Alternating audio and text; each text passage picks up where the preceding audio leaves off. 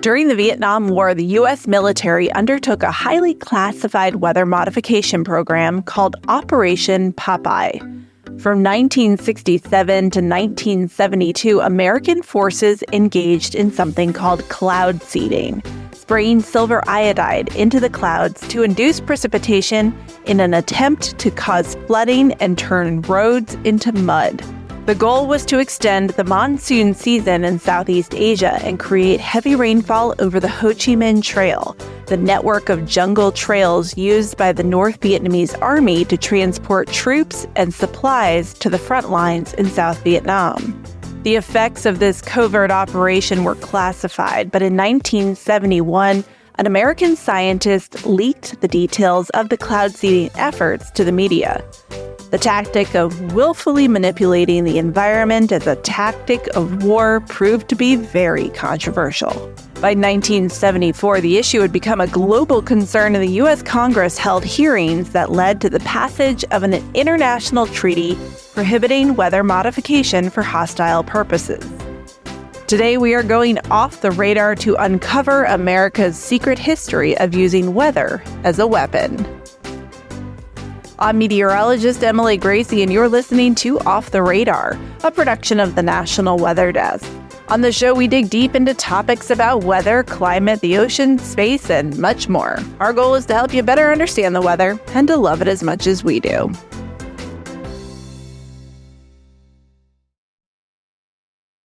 Today, I'm talking to Ed Darak about weather modification practices in the U.S. military.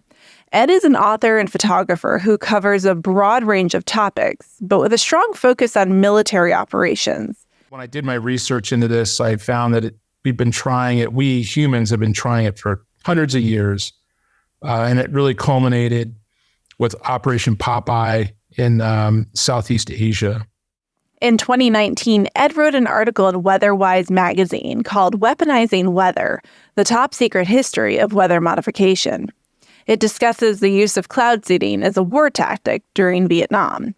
Ed and I will talk about the effectiveness of this operation as well as other weather modification that has been attempted in the past.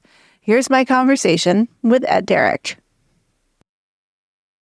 All right, Ed, I want to hear a little bit about your background and what got you into this realm of writing about weather modification.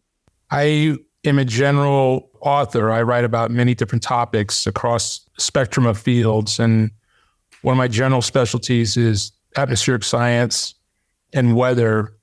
One of my other specialties is I work a lot with the military as a journalist, a photographer, a book author, also a systems developer. And one of the interesting components of the two, where the two merged, was the military's use or attempted use of the atmosphere as a potential weapon. When I did my research into this, I found that we humans have been trying it for hundreds of years. And it really culminated with Operation Popeye in Southeast Asia. For those who don't fully understand what even weather modification is, can you explain that?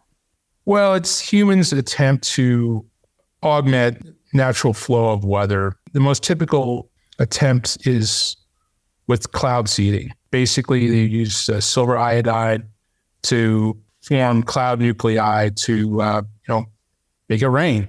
And I've explained that in this article I wrote for WeatherWise a few years ago.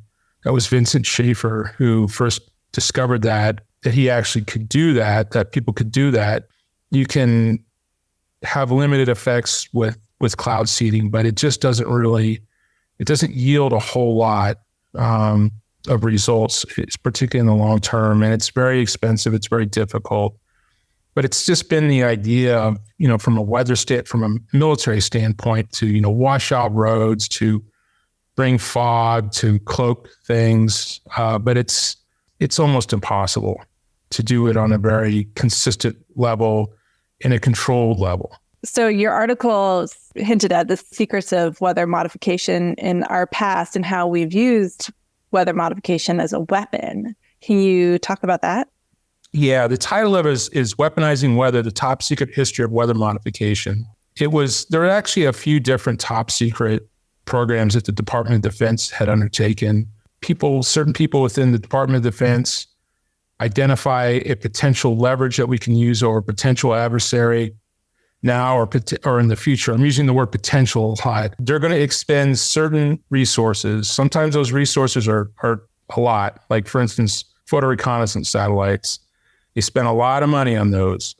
And we spend not as much money on, when I say we, I mean the United States. We didn't spend as much money on the attempting weather modification as we did on photo reconnaissance satellites and some other things, but spent a bit. One of the identified targets was the Ho Chi Minh Trail, to try to wash out the Ho Chi Minh Trail just by cloud seeding and having it, increasing the rainfall in that area. And it's impossible to know because, you can't really do a true experiment because we can't replicate Southeast Asia, and that weather. So there was some identified, based on some of these, I found some declassified documents that they found that they had some limited successes, but it just really wasn't worth it. It would have been far more worth their effort from a military standpoint to take that money and instead of using the C-130s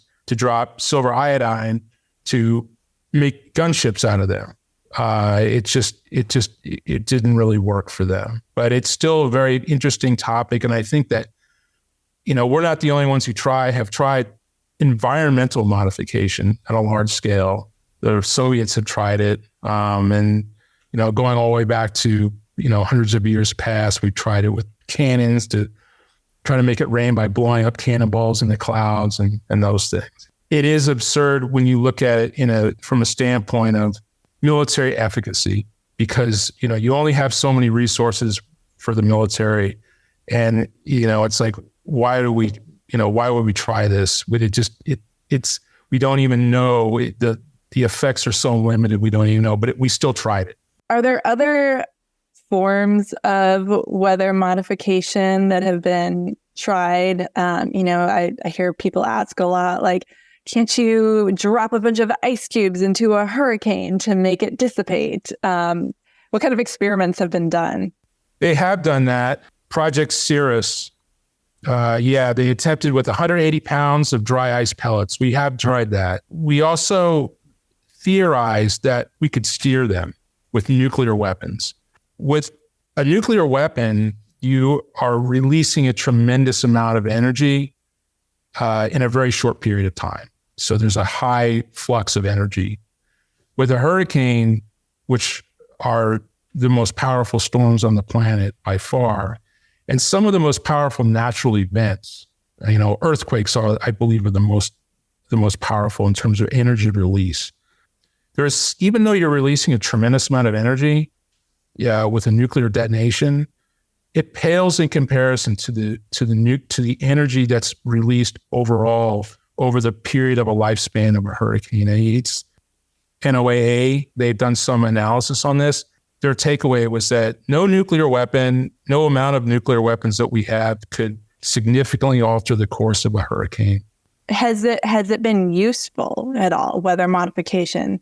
I've heard of drought-stricken farmers using cloud seeding to bring water to their crops. They've had limited success with it. The issue is that, you have to look at it at a cost-benefit analysis. This stuff is not free, and it's expensive. It's very expensive. And so you look at, what are the yields for a crop? It would make much more economic sense to just truck it in or to have it, aqueducts. It's just that. Here's a good example. In the Atacama, the Puna de Atacama, it's one of the driest places in the world. There's certain dry valleys in Antarctica that are drier, but Puna de Atacama is essentially the driest large-scale area in the world. And they use cloud nets, which is not a form of weather modification, although in a kind of sense it is because you're intercepting the weather. But the clouds, they intercept these nets and they drop down and they make water. And it collects the water, and they can use that for limited irrigation. It's just, you could seed the atmosphere around there, but the expense is just would it would be astronomical compared to just putting up a simple net like that. The answer to the question is yes. You can make things grow. You can cloud seed. You can bring water to engender, growing, agricultural growth, but it just doesn't make economic sense. Going back to Operation Popeye, can you explain exactly what that was? Sure. They used silver iodide to try to create cloud nuclei and to have it rain over the Ho Chi Minh Trail so that it would wash it out, so they wouldn't be able to transport, artillery, trucks. They wouldn't be able to sustain the troops. This was in the 1960s, and it was the CIA working with the Air Force. And, it was a Department of Defense initiative. And they just thought that they would just give us that much more leverage. And of course, the atmospheric conditions have to be right. We just want to sort of push it over the edge. It's like, okay, we've got this potential here for us to make it rain. So we want to direct where the rain is going to go. And so we're going to seed it right in this area. And it just had limited success. A very interesting email I got from somebody. Again, I wasn't able to follow up. He sounded like he knew what he was talking about. He said, I'm surprised he didn't talk about this. And it was, we tried to get it to rain a lot at one point so that it would be dry downwind, and so we could burn it. So we could use napalm. And okay, that sounds to me like, it's like an inverse of what we're talking about. Like we want to, we're talking about, this Operation Popeye was the focus was rain on the Ho Chi Minh Trail, wash it out. And then this individual said, well, we wanted to be able to burn it up, burn not the Ho Chi Minh Trail, but areas downwind of there that would normally get rain, but we did not want to let it rain on there. So I don't know. I mean, some of the work I've done with the military, people throw out all sorts of ideas, and it may have just been someone throwing that idea out. Who knows? I didn't find anything about that, but it is interesting. Create a localized drought situation, make things dry so that we can just burn it up. This guy did get in touch with me, and he seemed to know what he was talking about because he said, I worked in this unit and blah, blah, blah, blah, blah. But this is likely not something that we're going to be using down the road in the future then, I'm guessing. I don't think so. The way warfare is working, we're going from, large area bombing that's not very precise and, big nuclear weapons. And the direction has been toward greater precision, greater accuracy. You have just a greater resolution. You have much more battle space knowledge, and you're able to, focus on targets much more precisely. Whereas, with weather modification, you can't say, all right, 403 Maine, make a lightning bolt right there. That's just, we can't do that. But we can put, a 500-pound bomb or a 250-pound bomb right there. It's an interesting curiosity from where we are now. However, all sorts of knowledge comes from these things, and there definitely will be uses for this. The uses will be to say, all right, let's look at this study and figure out what a potential adversary might do for some reason, like creating fog to cloak their movement. What about this certain atmospheric situation that was mimicked by this artificial introduction of silver iodide that in real life could happen that we could predict? Like METOC, Meteorology and Oceanography Command, is the United States Navy. They've got an entire command dedicated to environmental, what I would call environmental optimization of environmental situational awareness. So that basically means the understanding of the atmosphere, the ocean, and the ability to predict events and, what's going to happen tomorrow, 48 hours from now. What will this adversary potentially do? And there may be knowledge, and they're constantly updating. It's called FNMOC, Fleet Numerical Meteorology and Oceanography Command. They use very powerful computers and a number of algorithms, and they're constantly updating these things. And so, you could speculate that maybe some of the knowledge that was created they could glean some information from these attempts and use that in their algorithms going forward. I don't know, but I seriously doubt that we would try to, on a large scale, do weather modification. While no longer used in warfare, weather modification is still in practice today. In fact, there's a group in Texas that's sending charged water droplets into clouds as a new form of cloud seeding in order to feed crops and fill reservoirs in drought-stricken regions. You can find out more by checking out our YouTube channel. Search the National Weather Desk and go to the Interviews playlist. Off the Radar is a production of the National Weather Desk. Make sure you're following the show on Apple Podcasts, Spotify, or wherever you listen to podcasts. New episodes published every Tuesday morning. If you know someone that's interested in weather modification or history, please share this episode with them. We'd also love you to rate and review us on Apple Podcasts and Spotify. Let us know what you think of the show, and you can give me some ideas for future episodes while you're there. You can also find me on social media. Reach out if you have a topic idea. Special thanks to Ed Darak for his expertise and to Ryan Berlin for his help with this episode. I'm meteorologist Emily Gracie. Make it a great day.